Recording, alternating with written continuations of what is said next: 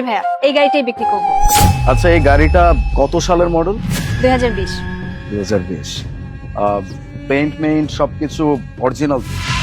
আরে ভাই, পেইন্ট তো ছাড়েন, এই গাড়ির স্টিয়ারিং টায়ার সবকিছু অরিজিনাল। আচ্ছা, ওই অ্যাক্সিডেন্ট ড্যামেজ ট্যামেজ? আরে বাবা, আমার হাজবেন্ড তো এই গাড়ি কাউকে ছুতে পর্যন্ত দিত না।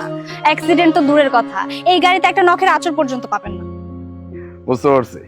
তার মানে ভাই সাহেব হেভি ড্রাইভার ছিল। বাই দ্য ওয়ে, এটার ডিমান্ড কত? 5000 টাকা। কত? 5000 টাকা, 5000। ম্যাডাম, সকাল সকাল কেন মজা করতেছেন বলুন তো? হ্যাঁ, মজা করার জন্য কি আপনি আমারই পাইছেন? আরে বাবা, আপনি কি আমার দুলাভাই লাগেন নাকি যে আপনার সাথে আমি মজা করতে যাব? আমার যা ডিমান্ড ছিল আমি আপনাকে সেটাই বলে দিলাম।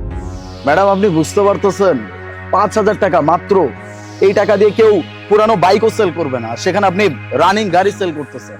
দেখুন, আমার কাছে না তো ফালতু কোনো সময় নেই। এই গাড়ি 5000 টাকায় আমি আপনার কাছে বিক্রি করতে চাচ্ছি। আপনার যদি নেওয়ার হয় নিন, না হলে এখান থেকে যান। ম্যাডাম, আমি তো নেওয়ার জন্যই আসছি, তাই না? বাই দ্য ওয়ে, আমি আপনাকে একটা প্রশ্ন করতে পারি? হ্যাঁ, জিজ্ঞেস করুন। মানে গাড়িটা কি চুরি? আচ্ছা, আমাকে দেখে কি আপনার চোর মনে হয়? আরে ম্যান, আপনি রাগ কেন করতেছেন? আমি তো আপনাকে জাস্ট জিজ্ঞেস করছি, এত সস্তায় আপনি রানিং একটা গাড়ি সেল করতেছেন, এই জন্য কিউরিওসিটি জাগছিল। অ্যাকচুয়ালি আমার হাজবেন্ড মারা গেছে, আর যার কারণে আমি এই গাড়িটা বিক্রি করতে চাচ্ছি। ম্যাডাম, আপনি চিন্তা করতেছেন কেন? আমি বুঝতে পারছি, এই গাড়িটা আপনি বিপদে পড়ে সেল করতেছেন। আপনি একদম চিন্তা করবেন, আমি তো আছি। মানুষ মানুষের জন্য কেন চিন্তা করতেছেন আপনি? এই গাড়ি আমি পুরো 50,000 টাকা দিয়ে আপনার কাছ থেকে কিনবো। আপনার বিপদ উদ্ধার হয়ে যাবে। আর এই যে দানবীর মহসিন, আমি না আপনার কাছে 50,000 টাকা চাইনি। আমি যদি এই গাড়িটা সেকেন্ড হ্যান্ড মার্কেটেও বিক্রি করি না, তাহলে 50,000 কেন 1.5 লাখ টাকা পাবো। আর আমি যদি কোনো ভাঙাড়ির দোকানে বিক্রি করতে যাই না, সেখানেও 60,000 টাকা পাবো। বাহ, আপনার তো নলেজ অনেক ভালো। আচ্ছা, আপনি যদি এত সবকিছু জেনে থাকেন, তাহলে এত সস্তা এই গাড়িটা কেন বিক্রি করতেছেন? আরে বাবারে বাবা, আপনি আম খান না, আটি কেন গুনতে যাচ্ছেন? ম্যাডাম, আটি গুনতে হয়, কারণ এই গাড়িটা নেওয়ার পরে যদি আমি কোনো বিপদে পড়ি, কোনো ঝামেলায় পড়ি, তখন কি হবে? আচ্ছা, একটা কথা, গাড়ির পেপারস মানে কাগজপত্র সবকিছু ঠিকঠাক আছে?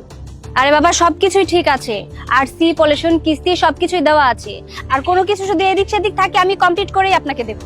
আর আপনার এই কেবিসি প্রশ্নগুলো না বন্ধ করুন। আপনার যদি এই গাড়িটা নেওয়ার হয়, তাহলে আমাকে 5000 টাকা অনলাইন বা ক্যাশ দিন, আর এখান থেকে গাড়িটা নিয়ে চলে যান। আর সেটাও যদি না হয়, চুপচাপ মুখে আঙুল দিয়ে তারপর যাবেন এখান থেকে।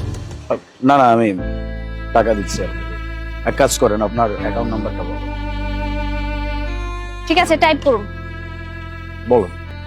95327669। ডান, চেক করুন। হ্যাঁ, সব ওকে আছে। এই যে সেল লেটার, এখানে সাইন করে দিন।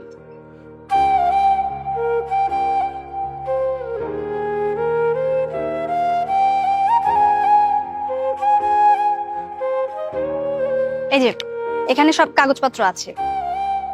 Thank you. আজকের পর থেকে এই গাড়ির মালিক আপনি। কংগ্রেচুলেশন। ম্যাডাম, যদি কিছু মনে না করতেন, আমি তো গাড়ি কিনে ফেলছি, আপনাকে বিল পেও করে দিচ্ছি, কিন্তু মনের ভিতরে না একটা প্রশ্ন খুব খচখচ করতেছে, এই গাড়িটা আপনি এত সস্তায় কেন সেল করলেন? আরে ভাই, আপনার দেখি খুব কৌতূহল। যে পর্যন্ত আপনাকে আমি কথাগুলো না ক্লিয়ার করব, সেই পর্যন্ত আপনি রাস্তা দিয়ে যেতে যেতে চিন্তা করবেন যে এত সস্তায় আমি আপনাকে গাড়ি কিভাবে দিলাম। তাহলে শুনুন, আমার যে হাজবেন্ড ছিল, ওনার সেক্রেটারির সাথে ওনার অ্যাফেয়ার ছিল।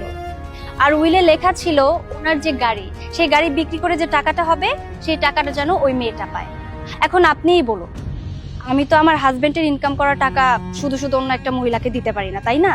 সেই জন্য আমি 1.5 লাখ টাকার গাড়ি আপনাকে 5000 টাকায় দিলাম। এখন আমি দেখব যে ওই মহিলাটা কিভাবে আরামায়েশে থাকতে পারে। বাহ, মার্ভেলাস। জয় ম্যাডাম, মানে বাঙালি নারীর জয়। এরকম চিন্তা ভাবনা বাঙালি নারী ছাড়া কেউ করতে পারবে না। Thank you madam, thank you very much. আমার কি, আমি তো আমার গাড়ি পেয়ে গেছি। আমি যাই, ভালো থাকবেন।